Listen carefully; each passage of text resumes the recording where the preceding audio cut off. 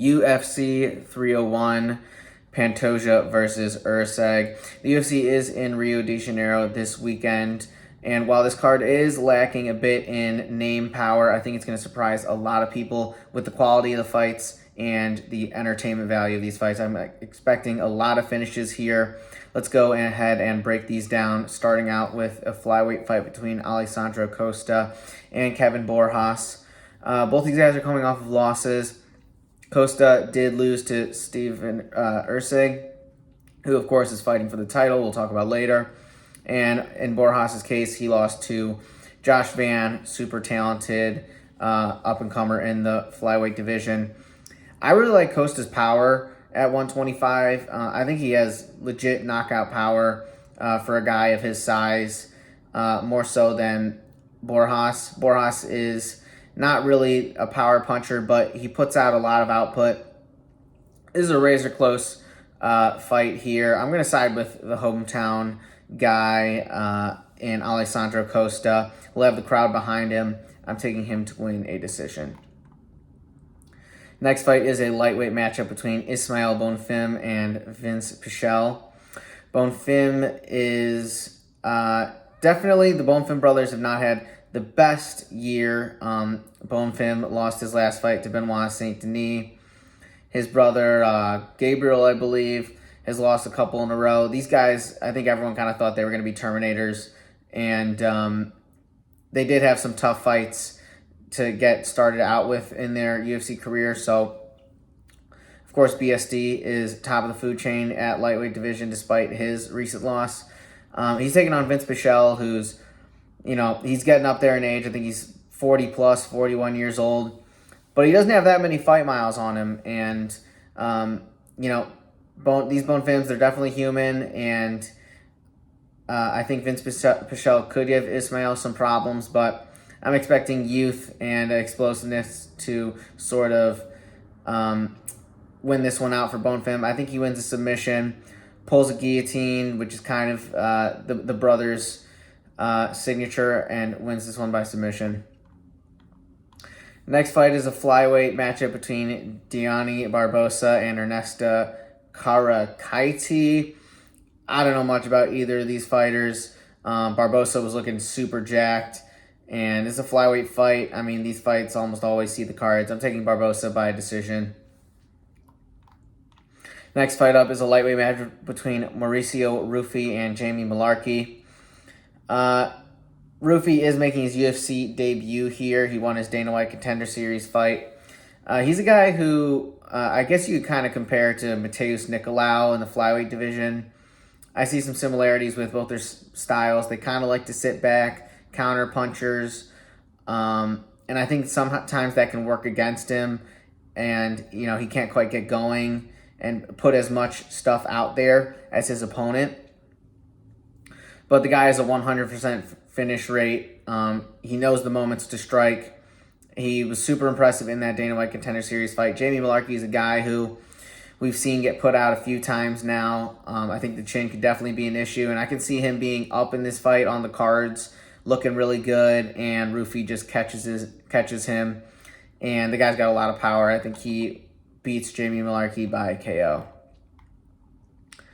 We stay in the lightweight division for the next fight between Joaquim Silva and Drakkar Klose.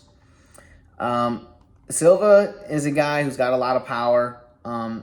He's kind of up there in age, and he's been in the UFC for a while, but he's still got that pop. You saw it in the Arman Sarukian fight where he did wobble Arman. Of course, he did end up getting finished later on in that fight once Arman took him down. Klose is probably not going to take him down, though. I expect a largely stand-up fight here. But I think he's the more explosive, more powerful guy here. I think he's going to have the quicker punches. We've seen him get chinned before by Dariush, but he's on a bit of a hot streak lately. I think he's coming off of a KO win. I think he gets another KO win here versus Joaquim Silva. Next fight up, next fight would have been John Silva and William Gomi. That fight did get canceled. The next fight now is going to be Elves Brener versus Myktybek Orolbai, a fight that I think has the potential to be fight of the night. Absolutely bonkers. This is in the lightweight division. Orolbai did make his UFC debut at welterweight versus Uros Medic, a guy who's a bit of a smaller welterweight. And his style really took Medic by surprise. I did back Medic in that fight, but I think he just wasn't ready for the insane grappling heavy approach of Orolbai. But you got to give Orolbai a lot of credit. He's super tough. He ate a lot of hard strikes in that fight versus Medic, and the guy's just tenacious. I'm honestly kind of wondering why he's even moving down to lightweight. I mean, he made weight and looked like he was looking fine, but I kind of liked, I liked how he was looking at welterweight. So we'll see if he's just another beast at lightweight. He's taking on Elves Brener, a guy who I think is definitely a dark horse in the division. He gets a lot of finishes. He's a bit wild, but if he touches guys, they can go down. He's just super powerful. I can see Orolbai sort of telegraphing a takedown and eating a big uppercut up the middle from Brener. He's going to have Charles Oliveira in his corner. That gym obviously has a ton of success. I am taking Brener to win this one by KO. Orolbai is super tough, but I don't know if he's ever been hit as hard as Brener has. And definitely if he tries to mess around on the feet, I think that's going to be a bad move from him. So Brener by KO is going to be the pick. Brener is going to be the dog of the week as well. Next fight is Karolina Kowalkiewicz. I'm botching that name, unfortunately. She's taking on Iasmin Lucindo. Lucindo's a super big favorite in this one, minus 400.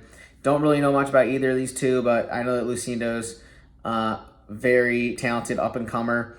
We've seen those type of fighters get humbled when they fight someone with more UFC fights, kind of like Karolina does, but I don't know. She got the home crowd behind her. I think she's going to be a lot more powerful. I'm taking Lucindo to win the decision. Up next is Jack Shore taking on Joanderson Brito in the featherweight division, another banger. Shore's only UFC loss is to Ricky Simone, but that was back when he was still a bantamweight, and I think he sort of credited the weight loss, or the weight cut, to him being a bit, not at his best in that fight. We saw a big physicality difference there. Ricky Simone kind of just manhandled him most of that fight. In his featherweight debut before, he did beat Makwan Amirkhani, who does have a bit of a wrestling. I think he's like a Greco guy, and he was able to win a lot of those grappling exchanges. So, he has proven that he can sort of match up with a grappler in the featherweight division, but I think Joanderson Brito is on kind of another level of athleticism and power. He's super explosive. He's super strong. I think he's going to be dominating a lot of those grappling exchanges, and we're going to see just a physicality difference here. If, I'm guessing Jack Shore is going to turn it on late, and it'll be up to Brito to sort of fight that onslaught, especially if he doesn't find a finish early on here, which I think Shore's a really tough guy to put away. But I think Brito's going to win the first 2 rounds, control him in the clinch. If it goes to the ground, I think he's going to be on top. And by the time Jack Shore starts to be improving, I think he'll already be down on the cards. And so just won't be able to make up that distance on the cards, whatever you want to call it. So I'm taking Brito by decision. Next fight is a middleweight fight between Paul Craig and Caio Borralho.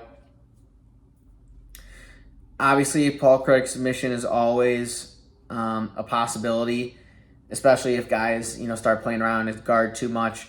He's got the arm bars, he's got the triangles, but Caio Borralho is a super slick grappler. He's already tested his skills against some high-level grapplers in the division.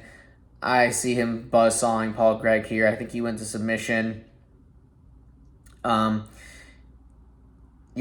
Craig, I think the middleweight was a good move for him, but this is just a really tough matchup. I think Borralho's going to be the better grappler here, the more fluid athlete. I see him just running through Paul Craig.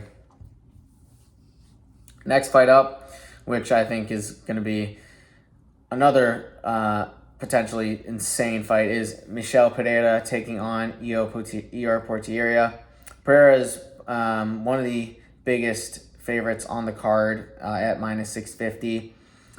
You know, Portieria, he's a guy who was fighting at the light heavyweight division and just kind of getting mauled by some of those guys. Made the move to middleweight and had a really good, clean fight versus Robert Britsek, a guy who was making his debut. I don't think Britsek was very good, but we saw Portieria have, you know, probably the best fight of his life there. And I think Portieria always is always a knockout threat when you step in there with him. Pereira is still making the transition to the middleweight division, and he looked great, obviously, in his first fight. But, you know, Portieria could definitely land clean on him. But besides that, you know, I think if Portieria doesn't get it done in the first round, which is tough, Pereira, I don't think he's ever been KO'd, or maybe he's only been KO'd once in like 35 plus fights. Pereira is going to find a way to get him out of there. So Pereira by KO is the official pick. Portieria KO is definitely live, though. Next fight is Anthony Smith taking on Vitor Petrino. I don't think there's really much to talk about here. Anthony Smith has fooled me before. I'm not going to be fooled this time.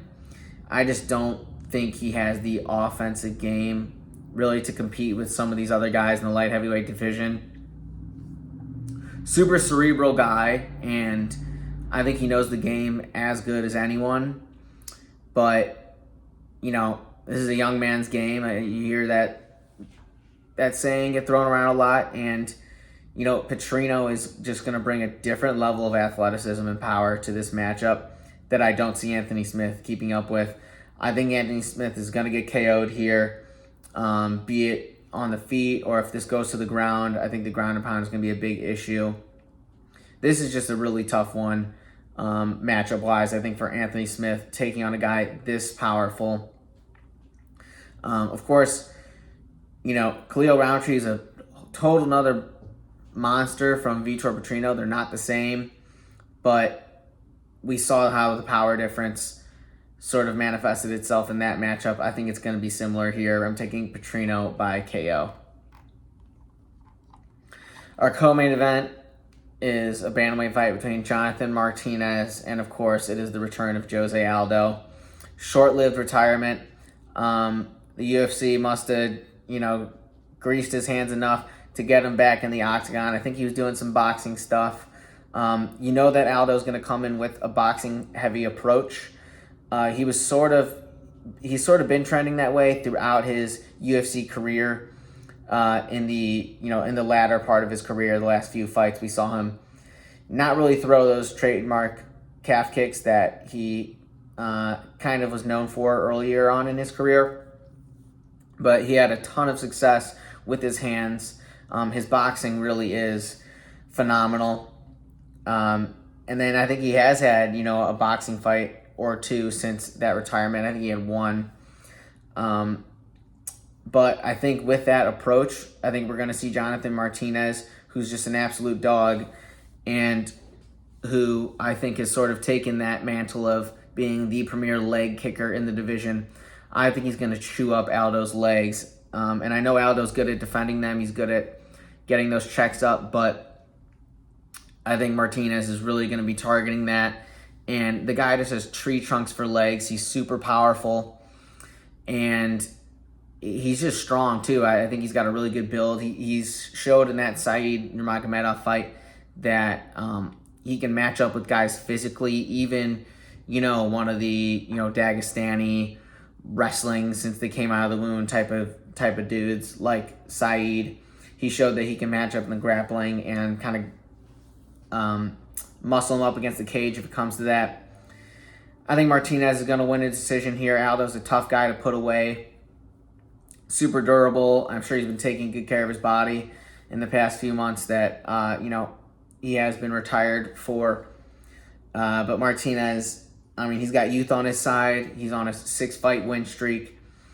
And, you know, of course, Jose Aldo has enough experience where ring rust I can't see that playing a factor here. But man, if you haven't had your legs just destroyed in a while, I think that's a big advantage for Martinez and enough for me to pick him to win this one by decision.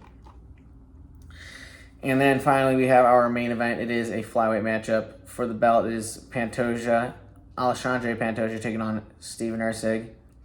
Pantoja is the minus 180 favorite here. Erceg is about plus 150, and that line had sort of evened out a bit. I think Pantoja opened as a much bigger favorite. Story of Steven Erceg, I think he goes by Steve. Regardless, Erceg is pretty interesting. I've been a fan of this guy since day one. He kind of popped up out of nowhere. We broke down his debut versus David Vorak. We picked him to win in that fight, and picked him to win in his next fights as well versus Alessandro Costa and Matt Schnell.